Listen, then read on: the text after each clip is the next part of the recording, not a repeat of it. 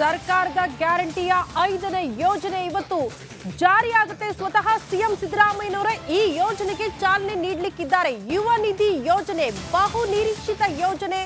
ಸಾಕಷ್ಟು ಜನ ಯುವಕರು ಎದುರು ನೋಡ್ತಾ ಇದ್ರು ಈ ಯೋಜನೆ ಯಾವಾಗ ಜಾರಿಯಾಗುತ್ತೆ ಅಂತ. ಅದಕ್ಕೆ ಕಾಲ ಕೂಡಿ ಬಂದಿದೆ. ಯುವ ನಿಧಿ ನೋಂದಣಿ ಪ್ರಕ್ರಿಯೆಗೆ ಇವತ್ತು ಸಿಎಂ ಸಿದ್ದರಾಮಯ್ಯನವರೇ ಚಾಲನೆ ಕೊಡ್ತಾರೆ. ವಿಧಾನಸೌಧದ ಬ್ಯಾಂಕ್ವೆಟ್ ಹಾಲ್ನಲ್ಲಿ ಕಾರ್ಯಕ್ರಮ. ಸೇವಾ ಸಿಂಧು ಪೋರ್ಟಲ್ ಮೂಲಕ ನೋಂದಣಿಯ ಪ್ರಕ್ರಿಯೆ ಆರಂಭ ಆಗುತ್ತೆ. ಪದವಿ ಮುಗಿಸಿ 6 ತಿಂಗಳೊಳಗಡೆ ಉದ್ಯೋಗ ಸಿಗದವರಿಗೆ ಈ ಯುವ ನಿಧಿ ಫಲಾನುಭವಿಗಳಾಗಿರ್ತಾರೆ. ಜನವರಿ 12ಕ್ಕೆ ಫಲಾನುಭವಿಗಳಿಗೆ ಟಿಬಿಟಿ ಮೂಲಕ ಹಣ ವರ್ಗಾವಣೆ ಆಗಲಿದೆ ಅನ್ನೋದರ ಡೀಟೇಲ್ಸ್ ಸದ್ಯ ಸಿಗ್ತಾ ಇದೆ. 5 ಲಕ್ಷ ಯುವ ಜನತೆ ಯುವ ನಿಧಿ ಸೇವೆ ಪಡೆಯುವ ಅಂದಾಜನ್ನ ಕೂಡ ಸರ್ಕಾರ ಇಟ್ಕೊಂಡಿದೆ ಅನ್ನೋದರ ಡೀಟೇಲ್ಸ್ ಸದ್ಯ ಸಿಗ್ತಾ ಇದೆ.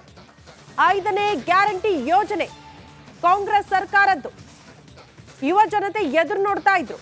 ಕಾರಣ ಶಕ್ತಿ ಯೋಜನೆ ಆಯ್ತು, ಗೃಹಲಕ್ಷ್ಮಿ ಆಯ್ತು, ಗೃಹ ಜ್ಯೋತಿ ಆಯ್ತು, ಅನ್ನಭಾಗ್ಯ ಯೋಜನೆ ಆಯ್ತು. ಈಗ ಯುವ ನಿಧಿ ಯೋಜನೆ 6 ತಿಂಗಳ ಒಳಗಡೆ ಡಿಗ್ರಿ ಮುಗಿಸಿ ಯಾರಾದ್ರೂ ನಿರುದ್ಯೋಗಿಗಳಿದ್ರೆ ಅಂತವರಿಗೆ ಸರ್ಕಾರದ ಮಟ್ಟದಿಂದ ನೆರವಾಗ್ಲಿ ಅನ್ನೋ ಕಾರಣಕ್ಕೆ ಈ ಯೋಜನೆಯನ್ನ ಸರ್ಕಾರ ಜಾರಿಗೆ ತಂದಿರೋದು. ಇವತ್ತು ಸ್ವತಃ ಸಿಎಂ ಸಿದ್ದರಾಮಯ್ಯನವರು ವಿಧಾನಸೌಧದ ಬ್ಯಾಂಕ್ವೆಟ್ ಹಾಲ್ನಲ್ಲಿ ಇದಕ್ಕೆ ಚಾಲನೆ ಕೊಡ್ತಾರೆ.